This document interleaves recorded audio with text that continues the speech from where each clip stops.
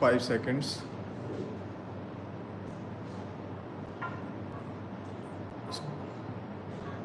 At this juncture, I would like to urge upon the Center to ensure protection to our retail trading. When multinational companies are allowed to operate in the retail sector, it will affect our small traders in a big way. Hence, the union government must never allow MNCs in the retail trade. In the name of free trade, in the era of liberalization, we must not open up the floodgates of imports. We must know the quantum of our demands and allow import to such an extent that it does not come in the way of our manufacturers and those who produce for us. Handicrafts and handloom sectors provide job opportunities to ordinary people. This goes on from the ancient times, but now we find these two sectors are greatly affected.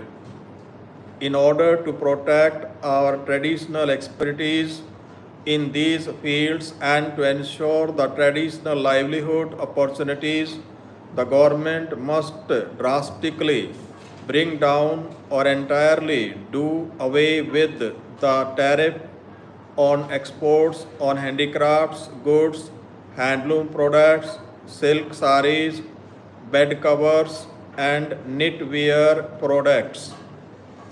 This would help the rural folk in a big way, bringing solace in their lives.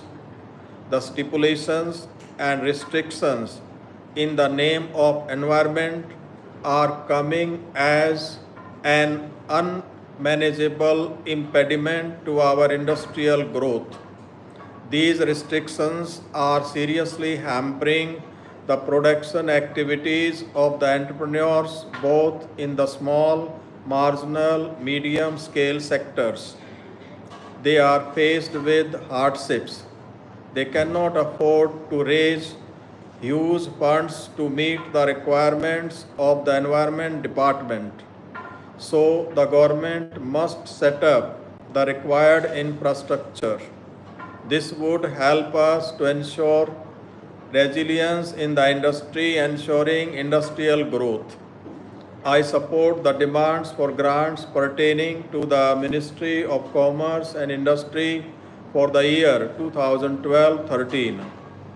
Our country, India, is emerging as an upper power, an economic superpower.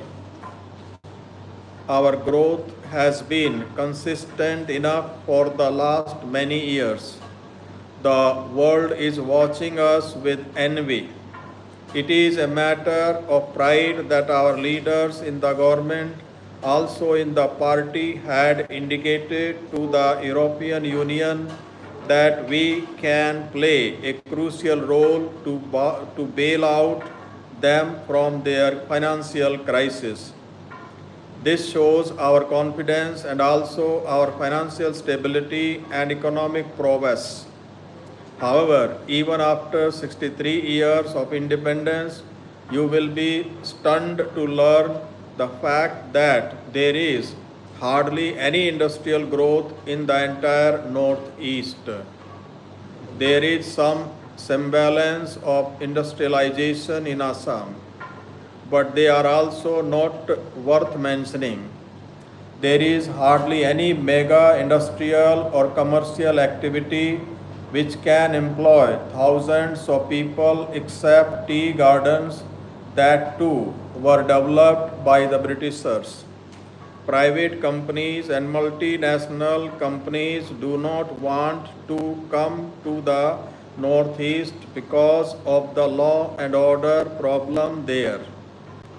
The law and order situation is bad in my parts of the Northeast because of insurgency. Why there is insurgency?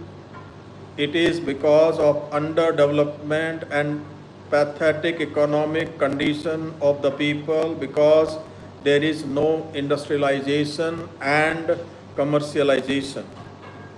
So it is a kind of vicious circle. We need to break this vicious circle. I strongly believe that the answer lies with industrialization, commercialization, and overall development of the region. It is the responsibility of the state and union government to provide security to the people and to companies who want to do business in the Northeast region.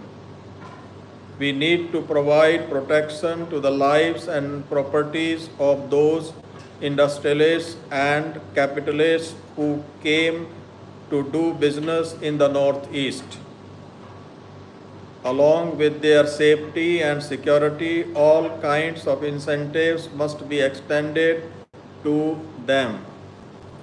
Tax holiday to the newly set up industrial units in the Northeast is always a welcome step. But we need to give more incentives to the industrial and commercial activities in terms of cess concessions, loans, and government assistance. Otherwise, industrial and commercial activities in the Northeast will always remain dismal as usual. For the last few years, we have been trying to establish a free trade agreement with the ASEAN countries. I believe we are still endeavoring to have such a free trade agreement with ASEAN. If it happens, this will open a floodgate of opportunities in terms of trade and commerce for India and as well as for the ASEAN countries. It will also bring about remarkable expansion and development in industrial production and activities.